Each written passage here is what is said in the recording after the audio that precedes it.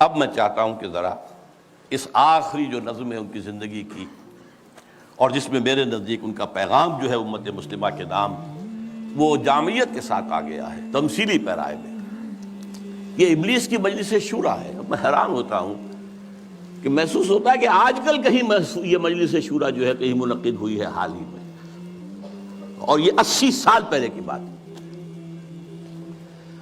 ابلیس صاحب جو ہیں صدر ہیں، ظاہر بات ہے اس اپنی مجلس شورا کے، وہ پہلے اوپننگ ایڈریس کر رہے ہیں، یہ عناصر کا پرانا کھیل، یہ دنیا دوں۔ یہ جو دنیا ہے یہ کیا ہے؟ عناصر کا پرانا کھیل ہے، ایلیمنٹس، سالمات، ایٹمز، انہی کی اکھیڑ پچھاڑ ہے نا جس کا یہ کھیل چل رہا ہے۔ یہ عناصر کا پرانا کھیل، یہ دنیا دوں کہتے ہیں پست کو، بہت گھٹیا، یہ گھٹیا دنیا جو ہے، یہ دنیا زمین۔ یہ لفظ جواب شکوہ میں اقبال نے بھی استعمال کیا ہے کہ شوخ و گستاخ یہ پستی کے مکین کیسے ہیں۔ یہ زمین کے رہنے والے کیسے شوخ اور گستاخ ہے، کس طریقے سے شکوہ کیا ہے اللہ سے۔ تو اسی طرح وہ ابلیس کہتا ہے یہ عناصر کا پرانا کھیل، یہ دنیا دوں۔ یہ عناصر کا پرانا کھیل، یہ میٹیریلزم کے جتنے بھی شعبے ہیں، جتنی بھی شاخیں ہیں، جتنے بھی گریڈز ہیں، اور ہندوستان میں چار واک ہے، جین مت ہے، بدھ مت ہے، اور سانکھ درشن، یہ سب اسی کے ہیں۔ یہ خالص میٹیریل کھیل ہے دنیا کا، اس سے آگے انہیں کچھ اور نظر نہیں آتا۔ دنیا کی حقیقت خالص مادہ ہے، مادے ہی کی بنیاد پر یہ دنیا ہے۔ ساکنان عرش اعظم کی تمناؤں کا خون، ساکنان عرش اعظم ملائکہ مقربین، ان کی تمناؤں کا خون ہو گیا۔ کیسے؟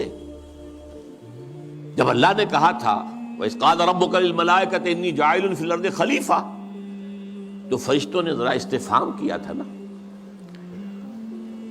قَالُوا وَتَجْعَلُ فِيهَا مَن يُفْسِدُ فِيهَا وَيَسْفِكُ الدِّمَاءَ وَنَحْنُ نُسَبِّحُ بِحَمْدِكَ وَنُقَدِّسُ لَكَ۔ ہم تسبیح و تقدیس کے اندر لگے ہوئے ہیں، ہم خادمان، ہم حاضر ہیں، ہم سب کام کر رہے ہیں۔ ابلیس اس کو انٹرپریٹ کر رہا ہے کہ اصل میں وہ خود خواہش مند تھے خلافت کے، تو ان کی تمنا کا خون ہو گیا جبکہ آدم کو خلافت دے دی گئی۔ یہ عناصر کا پرانا کھیل، یہ دنیا دوں، ساکنان عرش اعظم کی تمناؤں کا خون، اس کی بربادی پہ آج آمادہ ہے وہ کارساز جس نے اس کا نام رکھا تھا جہان کافنو۔ یہ اللہ کے امر کن سے کائنات وجود میں آئی تھی نا۔ اچھا وہ اس کو نہیں مان رہا، وہ خیر اصل نام یہ رکھا گیا ہے، اب اللہ جانو، یہ اللہ ہی جانتا ہے کہ اس کے دماغ میں کیا خناس ہے، لیکن اللہ نے جو یہ کہا ہے کہ یہ کن سے بنایا ہے، کن فیکون۔ آج معلوم ہوتا ہے ابلیس کہتا ہے کہ اس کی بربادی پر خدا نے فیصلہ کر لیا ہے، جس نے اس کو بنایا تھا وہ اب اس کی بربادی کے در پہ ہے۔ اس کے دونوں معنی ہو سکتے ہیں، ایک تو یہ بھی کہ اسے محسوس ہو رہا ہے کہ قیامت قریب آ رہی ہے، یہ کھیل جو ہے اور یہ خیر و شر کی کشاکش ستیزہ کار رہا ہے ازل سے تا امروز، چراغ مصطفی سے شرار بولابی، یہ جو ہے اب آخری اینڈ پہ آ رہا ہے اس ڈرامے کا۔ یہ ڈرامہ دکھائے گا کیا سین، پردہ اٹھنے کی منتظر ہے نگاہ۔ تو جیسے کہ یہ بات کہی گئی ہے کہ یہ ڈرامہ جو ہے اب ختم ہونے کو، اقبال نے بھی اس کو کہا ہے، دنیا کو ہے پھر مار کے روح و بدن پیش، تہذیب نے پھر اپنے درندوں کو ابھارا، اللہ کو پامر دیے مومن پہ بھروسہ، ابلیس کو یورپ کی مشینوں کا سہارا۔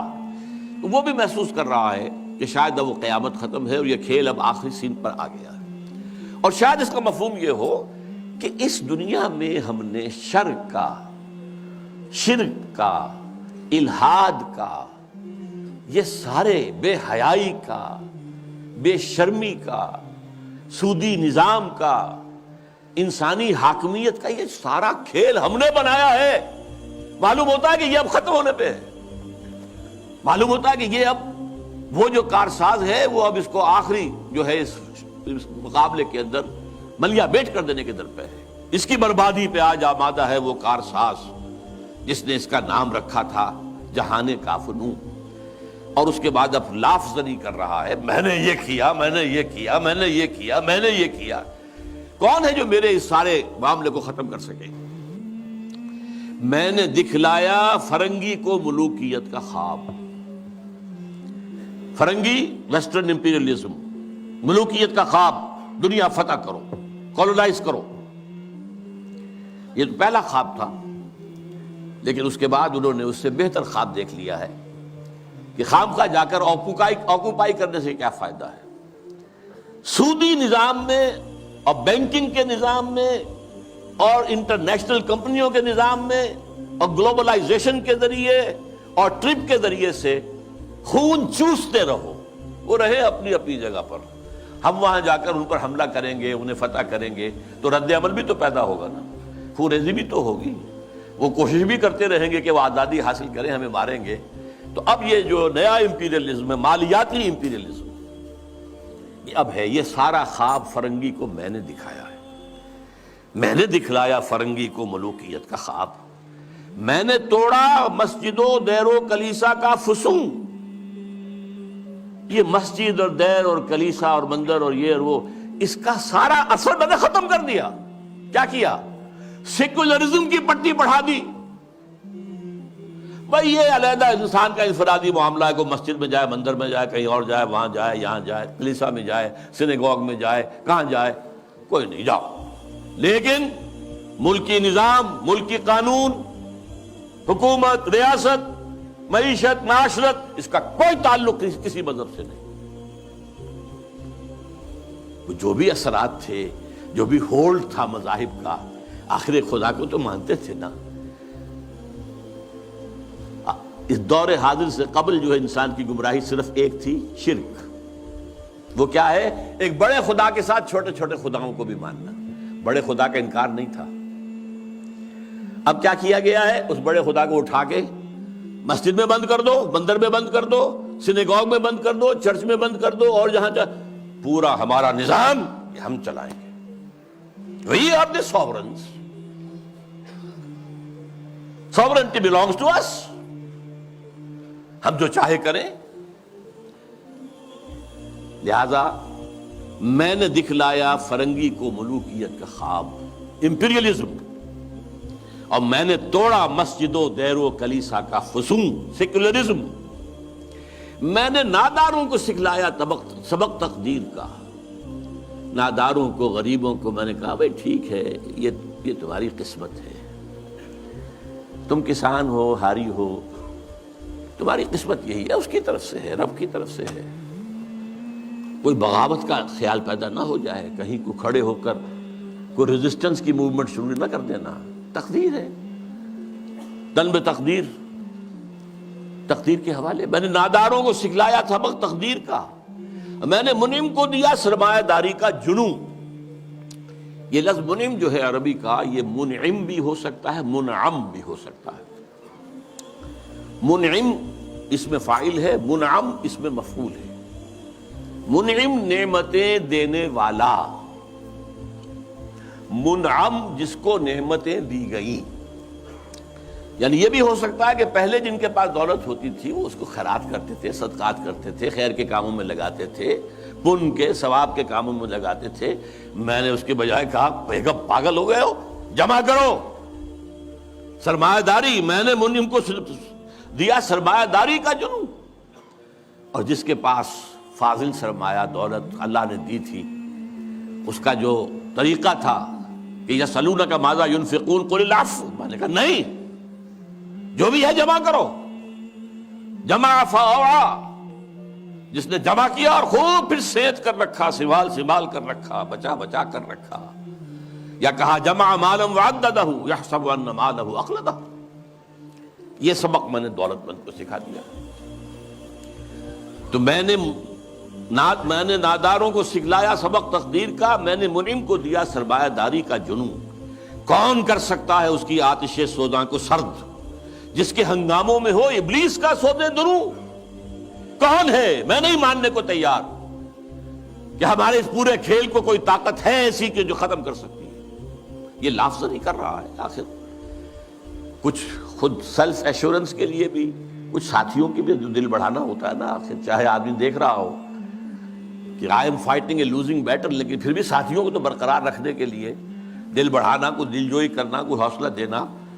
کون کر سکتا ہے اس کی آتش سوزاں کو سرد، جس کے ہنگاموں میں ہو ابلیس کا سوز دروں، اور جس کی شاخیں ہوں ہماری آبیاری سے بلند، کون کر سکتا ہے اس نخل کہن کو سرنگوں۔ بس یہ خطاب تو ختم ہو گیا۔ کہ سوال یہ سمجھ میں نہیں آیا کہ آپ نے یہ مجلس شورا بلائی کائے کے لیے؟ تو اب پہلا مشیر جو ہے وہ گویا ہوتا ہے۔ اس میں کیا شک ہے کہ محکم ہے یہ ابلیسی نظام۔ آپ نے جو فرمایا سچ کہا، یہ ابلیسی نظام، یہ سیاسی نظام، یہ liberal democracy human sovereignty basis پر، اور یہ جوئے اور سود پر مبنی سارا ظالمانہ استحصالی نظام معاشی، اور یہ بے حیائی کہ انسان حیوان بن گیا ہے۔ اقبال نے اپنی وہ جو ذرا غزلیں ان کی باغ درا کے آخر میں ہیں، کچھ استہزائیہ انداز میں بھی ہے، یہ کوئی دن کی بات ہے مرد ہوش مند، غیرت نہ تجھ میں ہوگی نہ زن اوٹ چاہے گی، وہ اوٹ بھی نہیں رہے گی۔ معاملہ اس درجے جو ہے فحاشی کی انتہا کو پہنچ جائے گا، پہنچا ہوا ہے۔ آپ کو معلوم ہے جو کچھ یورپ میں ہوتا ہے، ریلوے اسٹیشن کے پلیٹ فارم کے اوپر کھڑے ہوئے جو کچھ کر رہے ہوتے ہیں، وہ سب کے سامنے موجود ہے۔ اس میں کیا شک ہے کہ محکم ہے یہ ابلیسی نظام۔ پختہ تر اس سے ہوئے خوئے غلامی میں عوام، یہ بہت اہم ہے۔ عوام کے اندر ایک پیسیمسٹک ایک انداز پیدا ہو چکا ہے۔ وہ ایکٹیوسٹ نہیں ہے، اب وہ کام کرنے کو تیار نہیں ہے، خوئے غلامی میں پختہ ہو گئے، دبے رہنے کے لیے تیار ہیں، ایکسپلائٹ کیے جانے کے لیے تیار ہیں۔ پختہ تر اس سے ہوئے خوئے غلامی میں عوام ہے، ازل سے ان غریبوں کے مقدر میں سجود، ان کی فطرت کا تقاضا ہے نماز بے قیام۔ نماز بے قیام کسے کہتے ہیں؟ وہ نماز جس میں قیام نہ ہو۔ نماز میں قیام ہے، پھر رکوع ہے، پھر سجود ہے، پھر سجود ہے، پھر کھڑے ہونا ہے، لیکن ان لوگوں کی نماز اب وہ ہے جس میں قیام ہے ہی نہیں۔ رکوع ہی رکوع ہے یا سجود ہی سجود ہے، ہر جگہ جو ہے ماتھا ٹیکے ہوئے بیٹھے ہوئے ہیں، اور ہر جگہ پر جو ہے اس پورے سارے نظام کو، ظالمانہ نظام کو قبول کیے ہوئے ہیں۔ کچھ تقدیر تن بتقدیر ہیں، کچھ کہتے ہیں مجبور ہیں، کیا کریں، کچھ حال مست ہیں، کچھ مال مست ہیں، لیکن یہ کہ کوئی بھی اس کے عام مقابلے میں آنے کو تیار نہیں ہے۔ آرزو اول تو پیدا ہو نہیں سکتی کہیں، ہو کہیں پیدا تو مر جاتی ہے یا رہتی ہے خام۔ آرزو، امنگ، کوئی اعلیٰ اونچا خیال، کوئی اونچا اعلیٰ نصب العین، کوئی اونچا آدرش، کچھ نہیں، یہ ہے ہی نہیں۔ حیوان کی سطح پر آرزو اول تو پیدا ہو نہیں سکتی کہیں، ہو کہیں پیدا تو مر جاتی ہے یا رہتی ہے خام۔ اگر ہو بھی جائے تو مر جاتی ہے فوراً۔ یعنی یوں سمجھیے کہ اول تو زمین بنجر ہے، یہاں سے کسی چیز کی رویدگی کا امکان ہی نہیں۔ اگر کوئی چیز اگ بھی آئے تو اس فضا کے اندر آکسیجن ہی نہیں ہے، پروان کیسے چڑھے گی؟ ہوا اسے آکسیجن دینے کو تیار ہی نہیں، لہذا وہ مر جاتی ہے۔ ہو کہیں پیدا تو مر جاتی ہے یا رہتی ہے خام۔ یہ ہماری سعی پہم کی کرامت ہے کہ آج صوفی و ملا ملوکیت کے بندے ہیں تمام۔ یہ بڑی تلخ بات ہے جو اقبال نے کہی ہے، لیکن بہت بڑی تلخ لیکن حقیقت پر مبنی بات ہے۔ صوفی و ملا ملوکیت کے بندے ہیں تمام۔ خلافت راشدہ کے بعد جو نظام ہمارا چلا ہے اس میں صوفی و ملا، علماء اور صوفیاء، ان کا نظام کیا تھا؟ ملوکیت کو سپورٹ، ایک نیگیٹو سپورٹ ہے۔ خانقاہوں میں بیٹھو، اللہ اللہ کیے جاؤ، ضربیں لگائے جاؤ، یہ کیے جاؤ، اپنا تزکیہ کیے جاؤ، مانجھے جاؤ اپنے آپ کو، رگڑے جاؤ، اسی میں زندگی بتا دو، چھوڑ کر اوروں کی خاطر یہ جہان بے ثبات۔ اب باہر کیا ہو رہا ہے کیا نہیں ہو رہا ہے اسے کوئی غرض نہیں۔ شیطان ننگا ناچ رہا ہے، ناچے، ہمیں سے کیا غرض؟ ہمارے پاس تو آئے ہیں، اتنے طالب ہیں، اتنے وہ سالک ہیں، وہ فلاں سالک آج اس مقام پر پہنچ گیا ہے، آج یہ مقامات، یہ سالک مقامات میں کھو گیا، اور یہ امت خرافات میں کھو گئی، یہ سارا معاملہ جو ہے، اور ملا کا معاملہ کیا ہے؟ دو طرف سے۔ ملا نے سب سے پہلے، ہمارے فقہا نے متغلب کی حکومت کو جائز قرار دیا، یعنی اگر کوئی شخص اپنی قوت کے بل پر آ کر حکومت پر قبضہ کر لے تو جائز ہے، اور حکمران کے خلاف کوئی بغاوت نہیں کر سکتے جب تک کہ وہ تمہیں کفر کا حکم نہ دے۔ کفر کا کائے کو حکم دے گا؟ وہ اپنے عیش بنائے گا، اپنے محل بنائے گا، اپنے رنگ رلیا کرے گا، اپنے آپ کو کفر کا حکم دینے کی ضرورت کیا ہے؟ یہ تصور ہے جو سنی اسلام کے اندر اس کی رگوں میں چلا گیا اور اس نے سن کر دیا اسلام کو۔ استثناء اگر ہے تو شیعہ اسلام ہے، وہ تسلیم نہیں کرتے، چاہے کھڑے نہ ہو، مقابلہ نہ کرے، تسلیم نہیں کرتے، ذہناً ریکنسائل نہیں کرتے، نفرت کرتے۔ یہی ان کی پوری تاریخ کے اندر ہے۔ لیکن ہمارے ہاں کیا ہے؟ شیخ الاسلام بن کر بیٹھے ہوئے ہیں۔ استاد نے، امام ابو حنیفہ نے تعاون گوارا نہیں کیا اس ملوکیت کے ساتھ، عہدے کی پیشکش کی گئی، قاضی القضات ہو جاؤ گے تم، تمہارا فتویٰ جو ہوگا وہی قانون بن جائے گا۔ ان کا نہیں، ہرگز نہیں۔ جیل کاٹی، مارے کھائیں۔ شاگرد نے، قاضی ابو یوسف، عہدہ قبول کر کے تعاون شروع کر دیا۔ استاد نے کہا تھا مزارعت حرام، جس کی زمین ہے خود کاشت کرے۔ شاگرد صاحب نے کچھ تھوڑی سی شرطیں لگا کر مزارعت جائز۔ کیوں؟ ملوکیت کے پاؤں ہوتے ہیں جاگیردار، وہ جیسے کنسلا ایک ہم کہتے ہیں، ایک جانور ہوتا ہے جس کے بہت پاؤں ہوتے ہیں، سینٹی پیڈ اور اس طرح پاؤں، ایسے ہی جاگیرداری کے پاؤں ہوتے ہیں۔ یہ 30 ہزاری منصبدار ہے، یہ 20 ہزاری منصبدار ہے، یہ 10 ہزاری ہے، یہ 5 ہزاری ہے۔ ان پاؤں پر ملوکیت کھڑی ہوتی ہے۔ یورپ میں کیا تھا؟ یہی فیوڈلز، بیرنز، لارڈز، ان کے اوپر بادشاہ۔ لہذا اور آپ نے دے دی بڑی جاگیر، لیکن ایک آدمی کیسے کاشت کرے گا؟ اسے مزارع چاہیے۔ ابو حنیفہ کہہ رہا ہے حرام ہے، کیسے بات بنے گی؟ لیکن نہیں، جواز ہے، یہ شرطیں لگا لو، جواز ہے۔ نمبر 3، اس سے بھی زیادہ تلخ، سود کی بھی ایک گنجائش اسلام نے پیدا کر دی۔ یہ ہماری فقہ، آپ جان لیجئے، فقہ کی بات کر رہا ہوں، کتاب و سنت ہے ہمارا دین اصل۔ ایتونی بشیء من کتاب اللہ و سنت رسولہ حتی اقول، یہ فقہ دین نہیں ہے۔ اور نمبر 2، علماء نے علم کلام کی جو بھی بات کی ہے، جو ان چیزوں کو جو بعد الطبیعیاتی مسائل ہیں ان کو بحث کا، نزاع کا جو موضوع بنایا ہے، یہ دونوں چیزیں بھی، وہ اس سے بھی عمل کا جذبہ سرد ہو جاتا ہے۔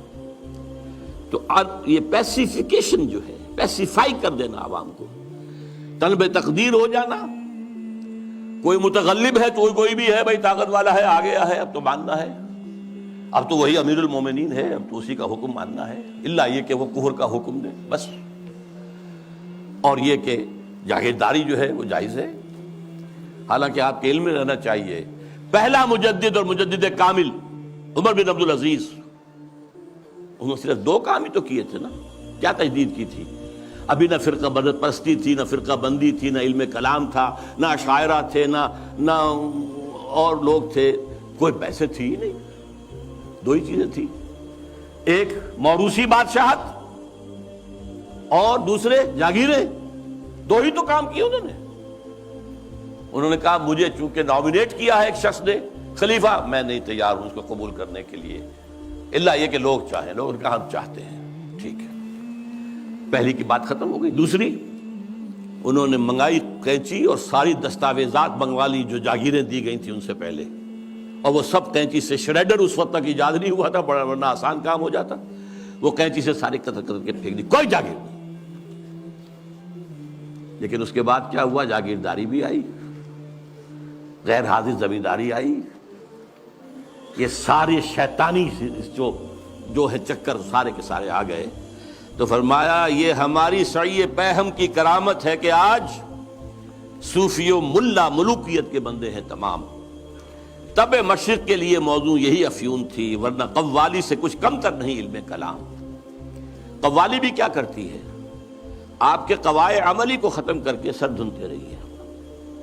علم کلام بھی یہی کرتا ہے، مسائل، اللہ کی صفات اس کی ذات پر اضافی ہیں یا اس کے ذات کا جز ہیں، صفات حادث ہیں یا قدیم ہیں، اس کائنات کا کیا ہے ربط حادث بالقدیم، یہ کائنات حادث ہے، اللہ کی ذات قدیم ہے، رابطہ کیا ہے ان کا، کیا کنیکشن ہے؟ یہ مسائل جو لا ینحل ہیں، یہ اس ماورا اس طبقے سے تعلق ہے ان تمام کا کہ ان کو حل ممکن نہیں۔ قرآن نے، حدیث نے ان کو چھیڑا ہی نہیں۔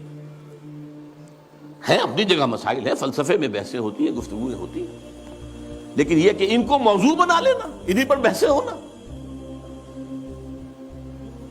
میں صرف تاریخی طور پر آپ کو بتا رہا ہوں، جب ترک قسطنطنیہ کا محاصرہ کیے ہوئے پڑے ہوئے تھے تو آیا صوفیہ جو ان کا سب سے بڑا چرچ تھا، اب بڑی مسجد ہے وہ، وہاں پر مناظرہ ہو رہا تھا کن مسائل پر؟ علماء عیسائیوں کے، ایک سوئی کی نوک پر کتنے فرشتے آ سکتے ہیں؟ حضرت عیسیٰ کی ولادت کے بعد بھی حضرت مریم کنواری رہ گئیں یا نہیں؟ اور جو لاسٹ سپر میں روٹی کھائی تھی حضرت عیسیٰ نے، وہ خمیری تھی یا فطیری تھی؟ ان مسائل پر بحثیں ہو رہی ہیں آیا صوفیہ میں، اور وہاں لشکر مسلمانوں کا پڑا ہوا گھیرے ہوئے۔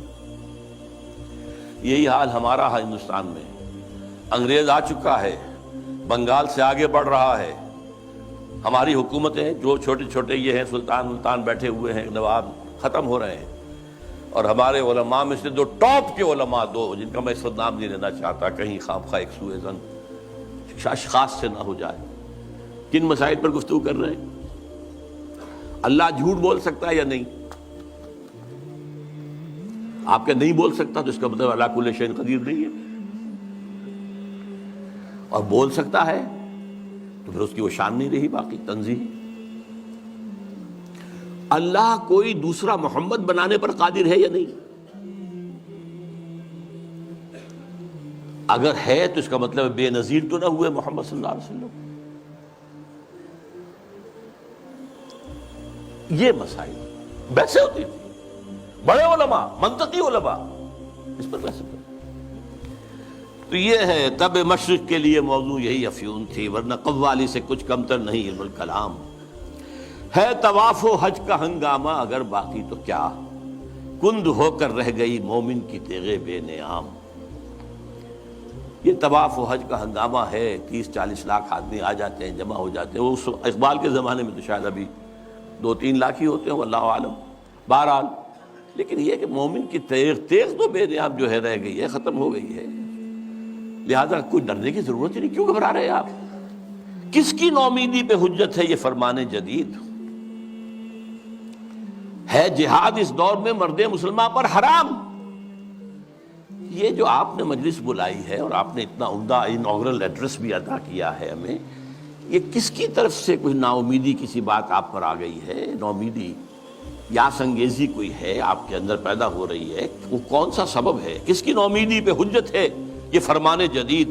ہے جہاد اس دور میں مرد مسلمان پر حرام۔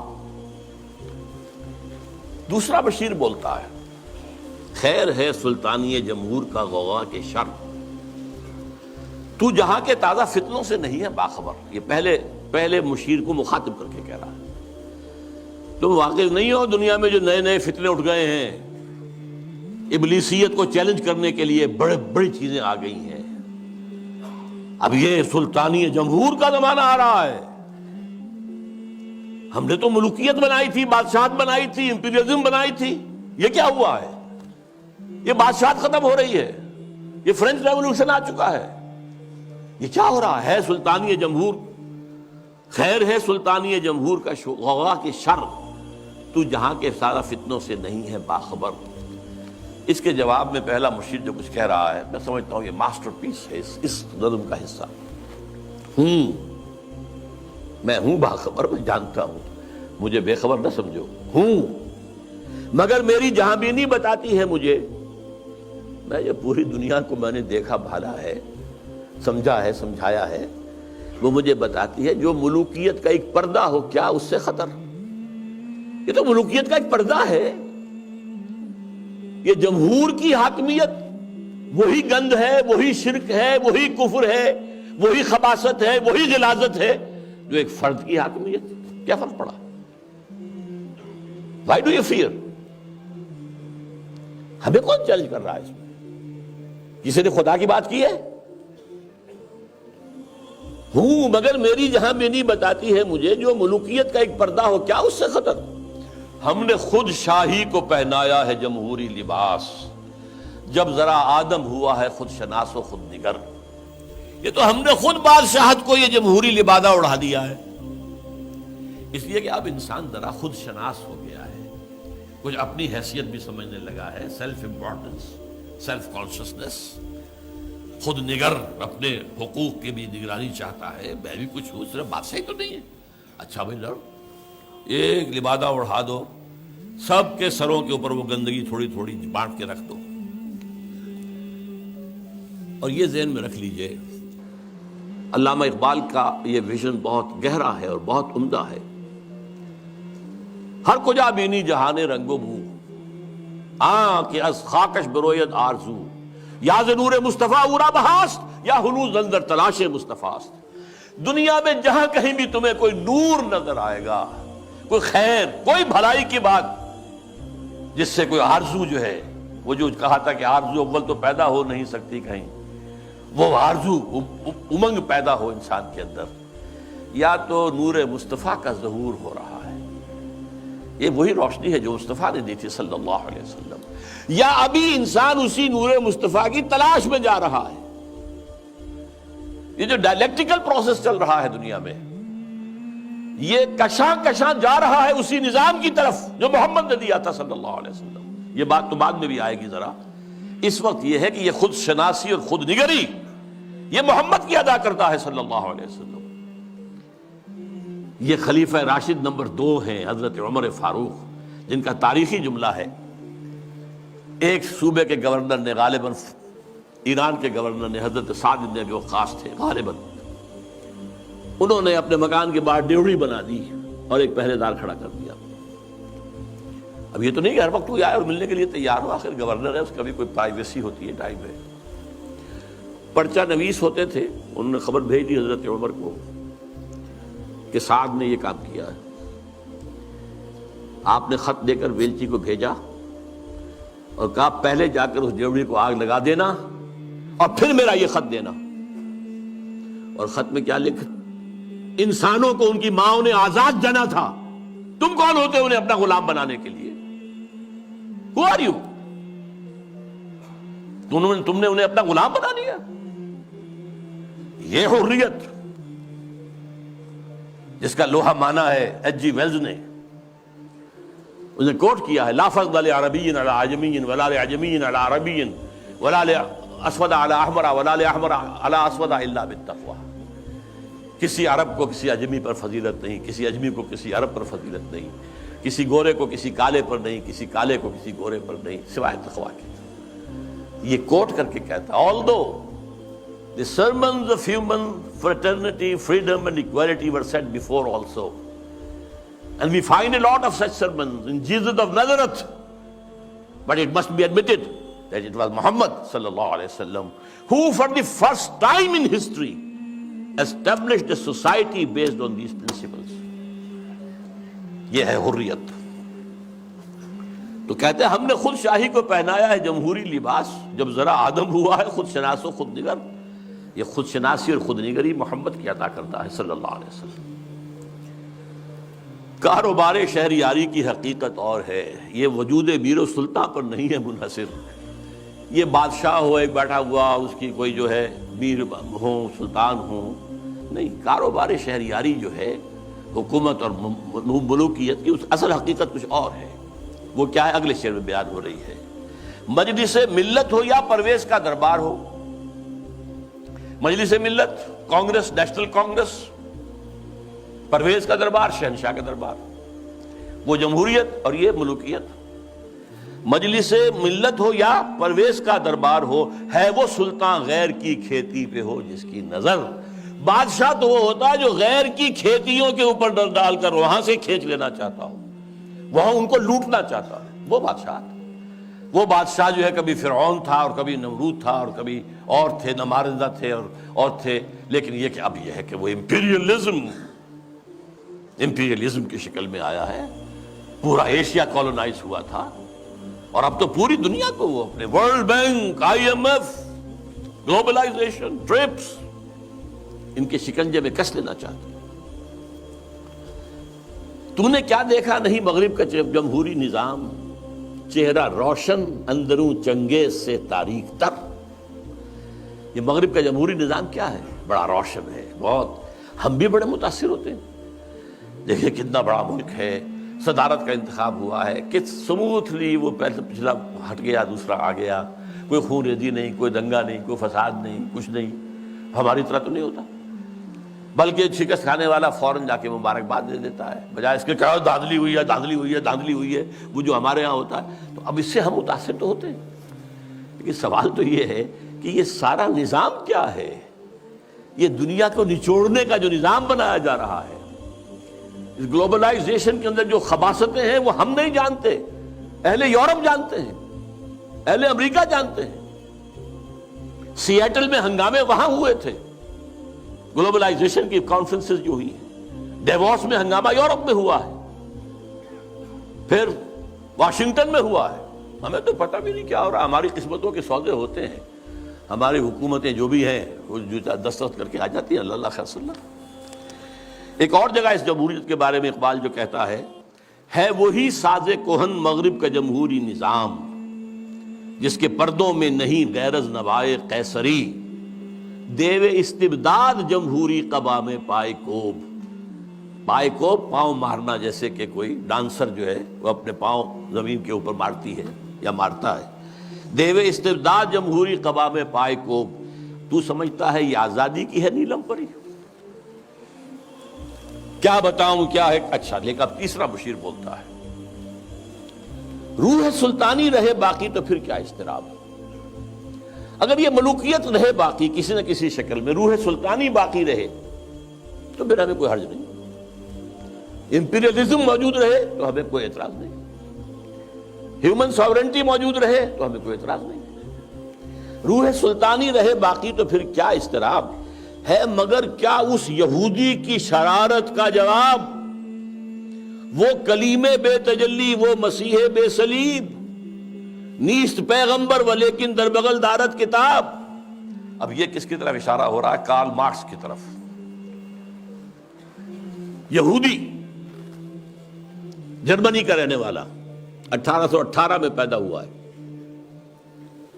اس کے دماغ میں وہ سب کمیونزم سوشلزم کے جو خیالات تھے ان کے بنا پر جرمنی والوں نے نکال دیا جلا وطن۔ فرانس میں جا کر ڈیرا لگایا، وہاں بیٹھ گیا، وہاں سے بھی نکالا گیا، انگلینڈ گیا، انگلینڈ جیسے سب کو بگڑے تگڑوں کو سب کو پناہ دیتا ہے، وہاں وہ داس کیپیٹال کی تکمیل ہوئی ہے، جس کی بنیاد پر پھر یہ کہ انقلاب آیا، بولشوک ریولوشن رشیا کے اندر۔ وہ کہتا ہے کہ یہ تو ایک نیا انقلاب آ رہا ہے، یہ سرمایہ داری کی جڑ کٹ جائے گی، نظام بدل جائے گا، ہم نے جو بھی شیطنت کے پنجے جس طرح کا شکل میں گاڑے ہیں ان میں سے ایک بڑا پنجہ وہ بھی ہے۔ مگر کیا اس یہودی کی شرارت کا جواب، وہ کلیم بے تجلی، وہ مسیح بے صلیب، نیست پیغمبر ولیکن در بغل دارت کتاب، داس کیپیٹال ایک کتاب تو اس کے اندر ہے۔ واقعتاً اس کتاب میں بہت تاثیر تھی، اس میں کوئی شک نہیں۔ اس کتاب نے ذہنوں کو مسخر کیا ہے، کیپچر کیا ہے، موٹیویٹ کیا ہے۔ نیست پیغمبر ولیکن در بغل دارت کتاب، کیا بتاؤں کیا ہے کافر کی نگاہ پردہ سوز، مشرق و مغرب کی قوموں کے لیے روز حساب، اس سے بڑھ کر اور کیا ہوگا طبیعت کا فساد، توڑ دی بندوں نے آقاؤں کے خیموں کی تناب۔ یہ تو دنیا زیر و زبر ہو رہی ہے، یہ آقا اور یہ جو بندے تھے جن کو تقدیر کا سبق ہم نے سکھا رکھا تھا، جن کو وہ بھی جو اپنے حالات کے اندر جو تھے وہ مست تھے، یہ اٹھ کھڑے ہوئے ہیں، فساد برپا کر دیا ہے، آقاؤں کے خیموں کی تنابیں توڑ رہے ہیں، اس کا کیا جواب ہے؟ یہ تو ایک بہت بڑا فتنہ ہے جو ہمارے لیے، ابلیسیت کے لیے۔ اب ایک چوتھے بشیر صاحب آتے ہیں درمیان میں، توڑ اس کا رومت الکبریٰ کے ایوانوں میں دیکھ، آل سیدر کو دکھایا ہم نے پھر سیدر کا خواب۔ رومت الکبریٰ، Rome, the great Rome, the great Roman empire, اور خاص طور پہ سیزر کا زمانہ۔ سیزر کے زمانے میں حضرت مسیح پیدا ہوئے ہیں، اور اسی کا اپوائنٹڈ گورنر پائلیٹس پونٹس جو ہے، اس کے ہاتھوں ان کے خیال کے مطابق ان کو سولی دی گئی ہے۔ تو سیزر کا جو ایک خواب تھا، اس نے جو ایک بڑی سلطنت، بڑی مملکت ایشیا، افریقہ اور یورپ کو اپنے ایک پنجے کے اندر لانے کا خواب دیکھا تھا، وہ ختم ہو گیا تھا۔ پھر مسلمان آ گئے، گریٹ آٹومان امپائر قائم ہو گئی، تقریباً انہی تمام علاقوں پر جن پر کہ رومن امپائر تھی تقریباً۔ لیکن اب پھر ہم نے آل سیزر، سیزر ہی کے خاندان سے، نسل سے ایک شخص کو پھر وہی خواب دکھا دیا ہے، اور وہ شخص کون ہے؟ مسولینی۔ یہ 1883 میں پیدا ہوا تھا، اور ایک غریب لوہار کا بیٹا تھا، لیکن اس کے اندر ایک زوم تھا کہ رومی بڑی طاقت ہے، بڑی قوت ہے، اونچی نسل ہے، اعلیٰ نسل ہے، ان کا حق ہے حکومت کرنا۔ یہی چیز بعد میں ہٹلر کے ذریعے سے جرمنی میں آئی ہے، لیکن ابھی جب تک یہ نظم لکھی گئی ہے 1936 میں، اس وقت تک ابھی وہ منظر عام پر نہیں آیا تھا۔ لیکن سبق ایک تھا، فاشزم، چاہے وہ مسولینی کا ہو اور چاہے وہ نازیزم ہے جرمنی کا، ایک قوم، ایک نسل، لہذا ایک بڑی عظیم مملکت بنانے کا اس نے خواب دیکھا۔ شمالی افریقہ کے کئی ممالک فتح کر لیے، اس پہ بڑے بڑے اعتراض کیے یورپ والوں نے بھی، وہ تو میں بعد میں آپ کو بتاؤں گا۔